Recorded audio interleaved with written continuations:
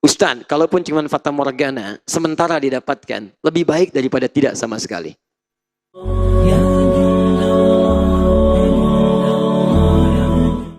Insya Allah kelihatan ya. Saya tidak hapus dulu.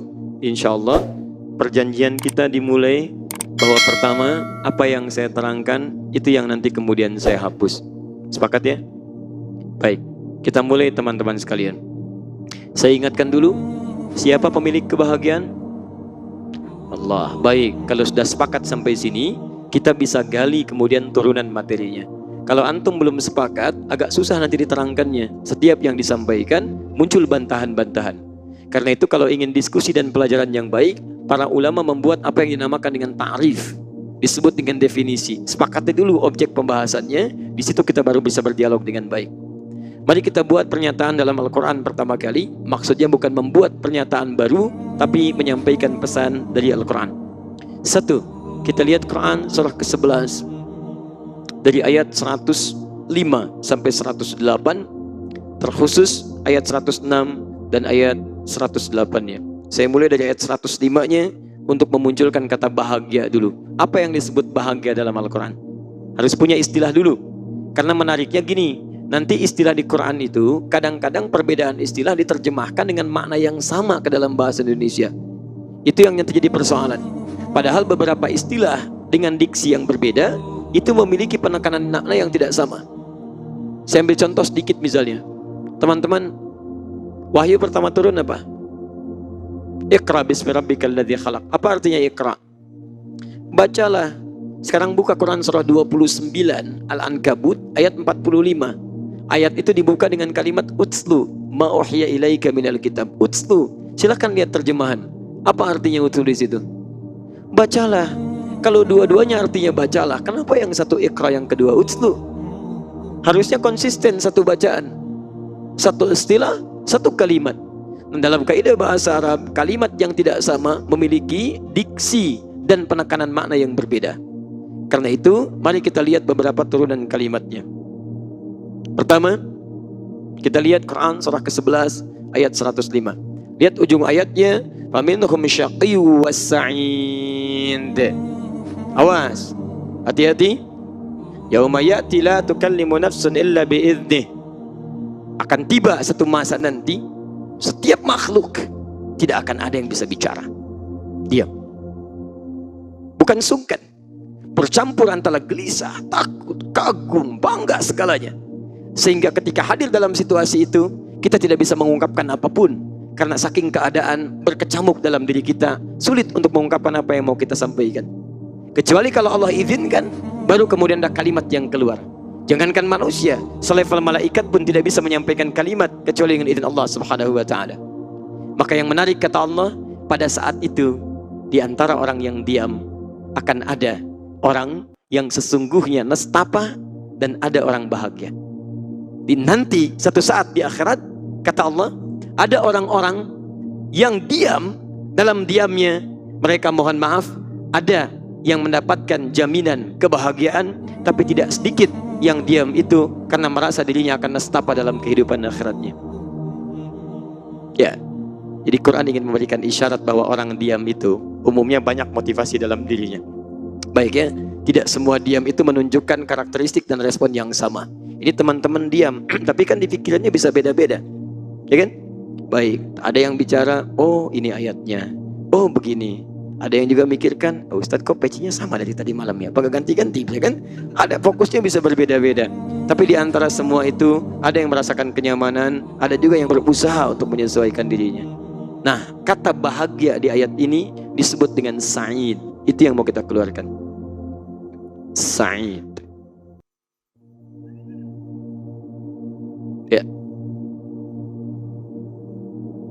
Tulis di Latin dengan seperti ini kurang lebih. Sa'id. Satu, jadi kita temukan kalimat bahagia yang pertama namanya Sa'id. Awas, hati-hati. Lihat baik-baik ya. Yang paling menarik, kebahagiaan ini disandingkan dengan akhirat. Disandingkan dengan akhirat. Lawan daripada akhirat Teman-teman lihat baik-baik rumusannya ya. Anda mesti fokus karena saya tidak punya kesempatan mengulang. Dan ini tidak mudah untuk disampaikan, tapi saya mencoba untuk menyampaikan sesimpel mungkin. Lawan daripada akhirat itu dunia. Ya, saya ulang, lawan daripada akhirat apa? Dunia. Awas, Anda mesti bedakan. Lawan bumi itu langit, sama wal ard. Tapi lawan daripada akhirat itu dunia. Nama lain dunia ula. Walal akhiratu khairul laka minal ula. Taib. Saya sebutkan lawannya untuk memberikan penjelasan nanti. Lihat baik-baik. Satu, ini pernyataan pertama. Kedua, kata Sa'id ketika disebutkan dalam konteks akhirat diberikan keterangan detil oleh Al-Quran. Di mana di akhirat, dalam suasana apa bahagianya? Ayat 108-nya. Fa'ammal ladzina su'idu fafil jannah. Maka orang-orang yang meraih kebahagiaan itu yang dimaksudkan di akhirat, fafil jannah, jannah disebutkan ketika berada di surga. Ini poinnya.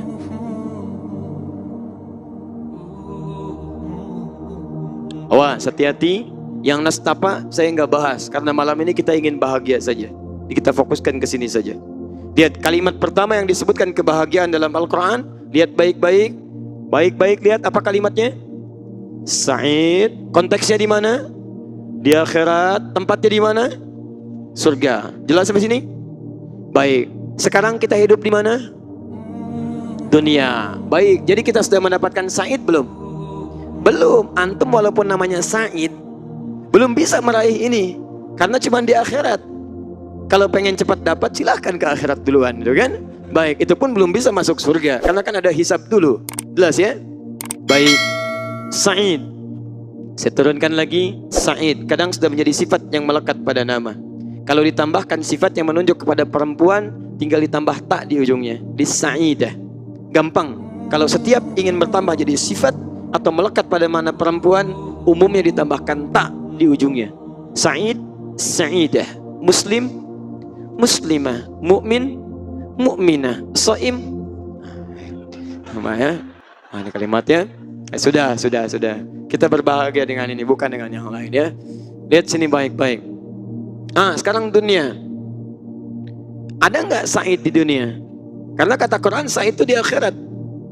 Maka Masya Allah, ketika Allah menjelaskan tentang dunia, bukan Sa'id yang disebutkan. Mari kita lihat dunia. Baik, lihat baik-baik teman-teman sekalian. Kita turunkan dulu Quran misalnya surah ketiga Ali Imran ayat 185. Kullu nafsin dha'iqatul maut wa innama tuwaffawna ujurakum faman zukhziha 'anil nari wa udkhilal jannata faqad faz wa mal hayatud dunya illa mata'ul ghurur. Lihat baik-baik kalimatnya, lihat ujung ayatnya. Dan kehidupan dunia itu tidak lain hanyalah kesenangan yang sementara saja. Bahkan disifati dengan ghurur yang nampak seperti fata morgana yang tidak abadi. Kelihatannya iya, tapi tidak lama hadir dalam kehidupan kita. Gak lama, bahkan gak ikut. Silakan cek.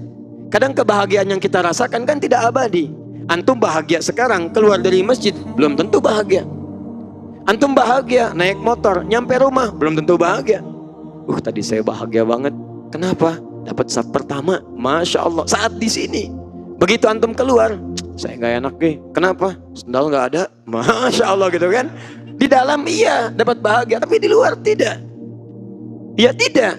Karena itu segala yang di dunia kata Al-Quran itu ghurur. Sementara kadang-kadang cuma fata morgana. Antum meninggal pun nggak akan ikut.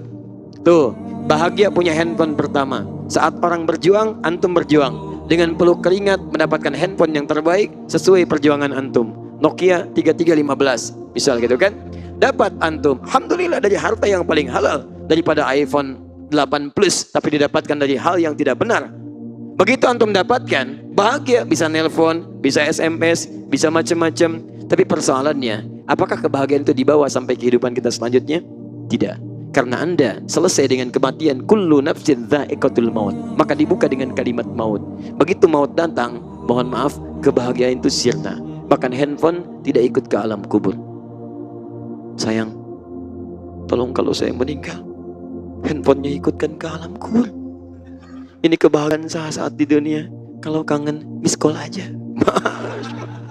Istrinya bilang, papa sehat. Aduh. Ya, sudah ya. Jadi ini sementara. Dan dunia, ingat, itu bukan tempat, tapi sifat. Sifat. Tempatnya disebut ardun. Ardun itu setiap tempat yang dipijak. Ya begitu antum pijak, itu ardun namanya. Jadi kalaupun Anda keluar dari bumi, sedang bertugas di bulan misalnya, begitu Anda menginjakkan kaki di bulan misalnya, maka pada saat itu yang dipijak namanya ardun. Setiap tempat yang dipijak. Paham sampai sini? Bisa Neil Armstrong pada saat itu, ya sedang ke bulan. Baik, konon kabarnya ada seorang Indonesia juga yang ikut, namanya Selamat, mendarat dengan selamat gitu kan. Baik, itu hanya guyonan sebagian orang. Tapi ketika dia menginjak bulan, diinjak bulan, maka bulan statusnya bagi dia sebagai ardun, tempat yang dipijak. Kita sekarang, ini ardun, masjid, pasar ardun, jalan ardun. Setiap kita berpijak, di situ kita mengalami kehidupan di muka bumi. Sifat hidup kita itu disebut dengan dunia. Dunia. Jadi kalaupun Anda bahagia, sifatnya dunia. Apa itu dunia? Dari kata dana yadnu dunuan. Dana. Dana diantara maknanya selain dekat adalah sesuatu yang berlangsung cepat. Gak kerasa, tiba-tiba sudah lewat.